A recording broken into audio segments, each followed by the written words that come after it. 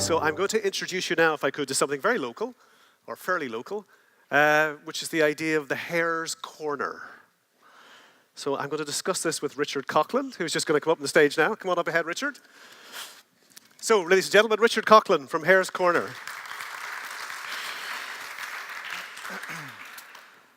Now, Hares Corner sounds like, I don't know, is it a suburban cul-de-sac or, you know, a nice estate somewhere in Whitegate? Tell us about Hares Corner. Hares Corner. So Hares Corner, it was the tradition in some parts of the country whereby a farmer would leave a corner of the field uncultivated, and it was left as cover for the hare.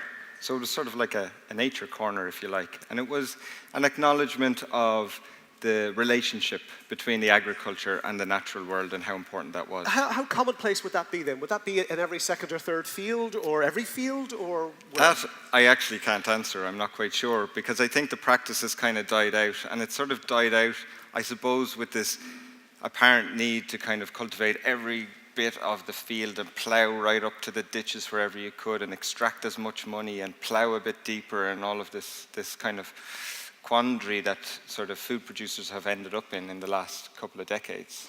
So when did the idea of the Hares Corner begin to sort of, if you like, fade away from the farmer on his tractor, fade away from his idea about what he needed to do in the field? I would say probably with the onset of artificial fertilizers, right. Really. I think that had a huge effect, because before that, the key thing before that was that you would farm according to your nutrition in right. the soil. This was the big thing.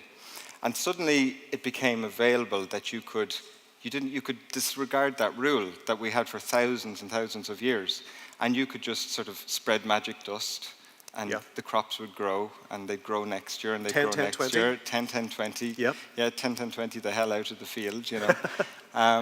And as a result, it's sort of, that broke the connection, I think, between nature and farming. Yeah? But that's only really a thing of the last 30 years, roughly? 30, 40, 50 years, maybe as even. Long as that? Yeah. And that then, you know, if you were to draw graphs, I guess you can see a decline in soil life, you know, in the microbiology of the soil. And this is then a perpetual thing. You know, you use artificial fertilizers, and that degrades the soil, so therefore the soil can't grow the crops the way it normally would have, so therefore you need the artificial fertilizers, and so on and so forth, until you end up in a situation where the organic matter in your soil is sort of 3%.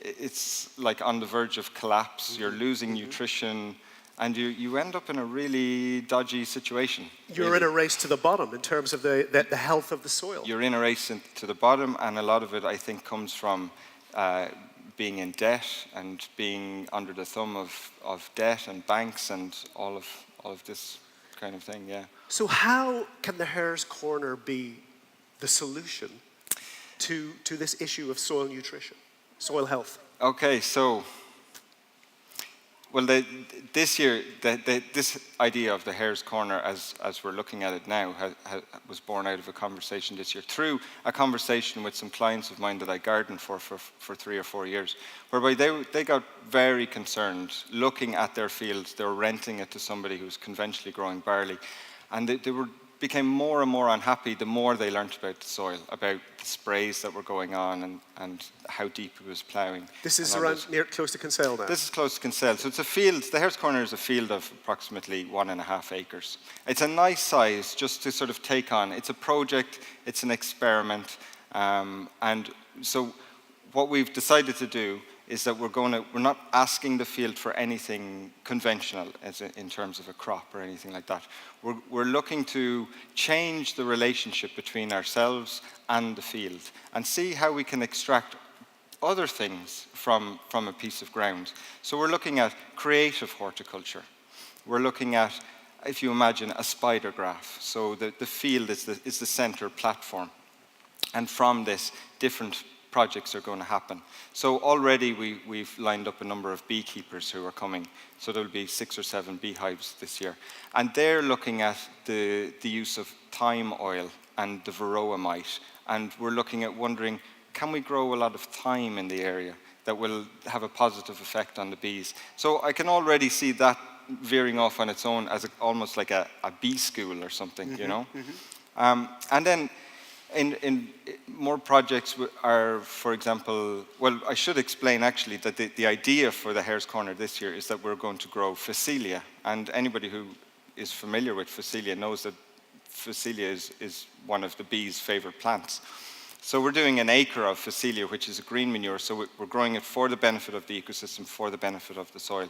It fixes nitrogen, I think. It doesn't fix nitrogen, no. If green manures had superpowers, the superpower of Phacelia is to attract. It can just attract everything.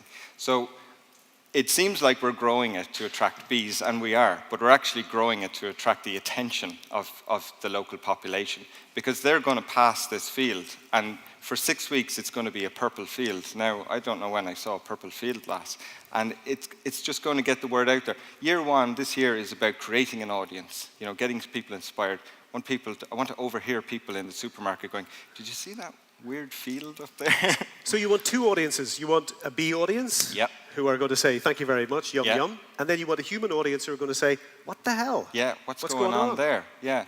So then we need to bring people into the field. So we're doing different campaigns during the summer as well. So, for example, my sister, who's a chef who studied here at Ballymaloe last year, she's coming at the end of July, and we're going to have a supper club picnic. Now, we're going to have a picnic, a real traditional picnic with real local produced food, real earthy kind of breads and nice things. But we're going to have it right in the middle of the field. So you can imagine this, giant picnic blanket with sort of 20 people having a picnic. There's bees all around, there's flowers all around. Francis Malman fire. Yeah. Which would be lovely. Yeah. If that's possible at all.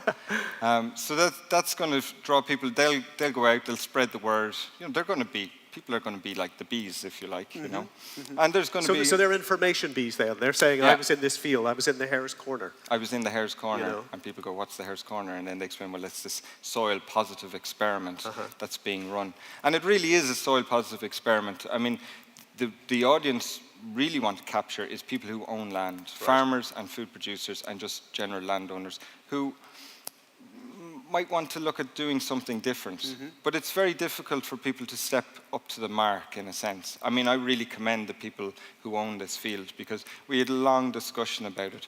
And eventually, what the sense I got from them was like, we're going to do something different. And I don't know, particularly in Ireland, it's like people are a little bit afraid to step over the mark and get attention drawn to them, It's like, what are people going to say about me? So I really commend them for doing that. And we're hoping to inspire more people to do the same thing, so that more land becomes available for more locally produced food, so that we can eventually change the health system. I mean, that's essentially what it comes down to. So in a perfect world, if you're looking down at Ireland from an aeroplane, it should look like a crazy patchwork quilt of colour, diversity. But let me ask you then, I mean, in terms of time, if you take something and you kind of say to, you say to yourself or the owner, "Look, this is a sick field. This is a sick farm." Essentially, What is the time scale for restoring health? Because this message can work. About 40 years ago, there was a famous report which examined vineyards in Burgundy, where pretty much the world's most expensive wines were produced, Pinot Noir and Chardonnay. And it came back and it said, many of these soils have less organic health than the Sahara Desert. And it was a massive wake-up call for winemakers who had just been spraying the bejesus out of everything, And it worked. The world is now full of biodynamic wine growers. People who say, it all comes down to this field. So what's the time scale for restoring health? It's actually, I think it's very quick, really, once you start to leave things alone, in a sense, and work with it rather than against it. And I would like to see with this particular field a sort of a 2-year program of not looking for taking very much from the field at all, but just restoring, growing green manures, ploughing back in, cultivating back in the nutrition. And I think after 2 years we can start to look at extracting, a crop, or to take half of it and take a crop from half of it, but the other half to again keep looking at it creatively to see what we can extract from the field. So what would the other elements be then? I mean, if you've got Phacelia and you have bees and so on, I mean, is it otherwise just a question of sort of sitting back and letting the daisies grow and the buttercups and diversity? Yeah,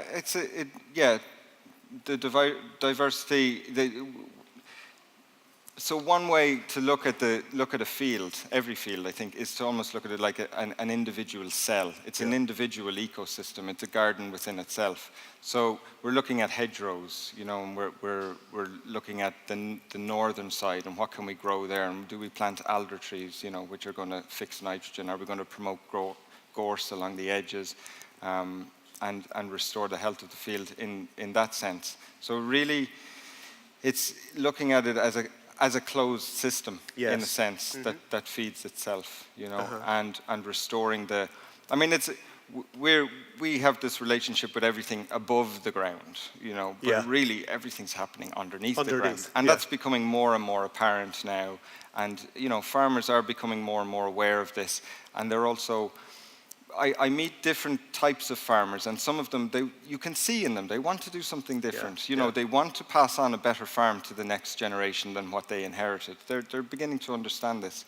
So this project is about presenting them with an experiment that they don't have to take the risk with, but then they can kind of say, oh, okay, you know, I could do this, you know, so that in 2 years' time, maybe around Kinsale becomes known for having the town of the purple fields, you know. That an acre pops up here and there. There's a wonderful horticulture course in Kinsale as well. Yes, so, at the college. Yeah, it's producing people who know how to grow really good beetroot and really good potatoes and really good everything. But they don't have the access to the land. Yeah. So we want to kind of marry the people who have the land with the people who have the knowledge, put them together, have kind of a speed dating thing, see who likes who, and then talk to them. And the Hares Corner would be there as a facilitator to give advice about what kind of green manures would be suitable at this time, at this stage. What would we look at? One other interesting thing is like to take a soil sample from the field to get a really good soil test. Wasn't possible to do that in Ireland. So I had to send the soil sample to Scotland to a group called Glenside. Wow. And it came back with, you know, recommendations, but also came back with, they looked at the relationship with the magnesium and the calcium and the iron and the magnesium and how much boron and zinc and all. So you have this vast information about the field as well. So we want to try and promote that so that we don't have to leave the country to get this very important soil test done. Yeah. So, is there any plans? I mean, has anybody in the Department of Agriculture suggested we need to have this analytical laboratory here at home so that we're not... I don't know of any plan as like what this. a surprise. You know? Yeah. So, but hopefully in the future, this is what will happen. Yeah. There was an old Irish tradition of naming the fields. So each field on everybody's farm actually had an individual name. Yeah. Yeah. Your mother or your grandmother or your great-grandmother or father would be able to say, that's Pa Joe's field or that's the Lucky field or whatever.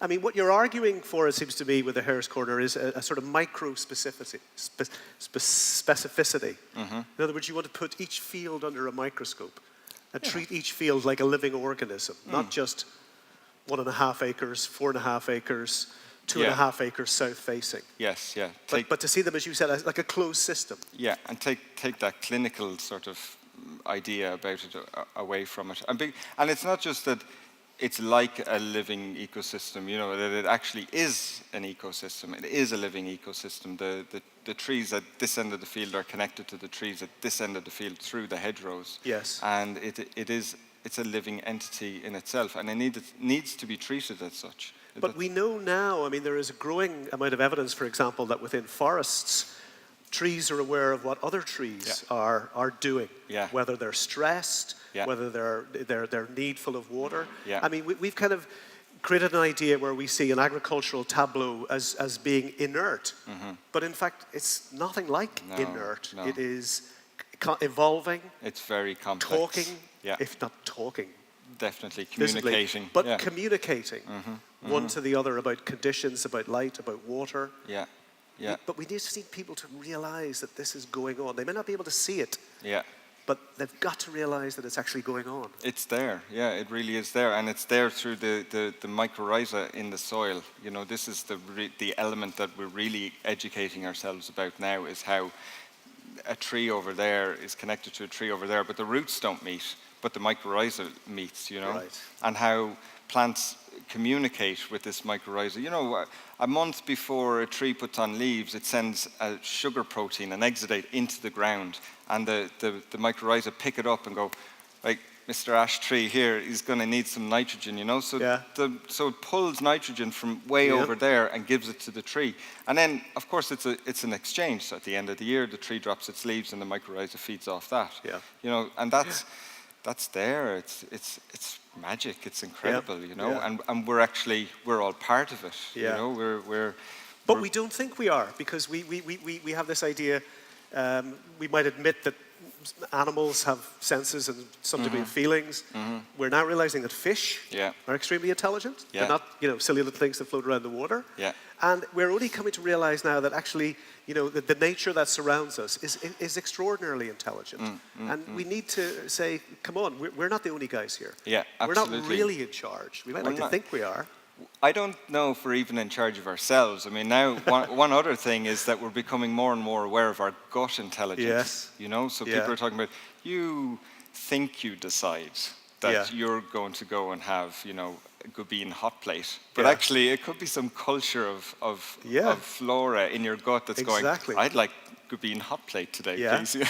Well, I mean, we heard that wonderful term yesterday from the professor of UCD when he was talking about psychobiotics.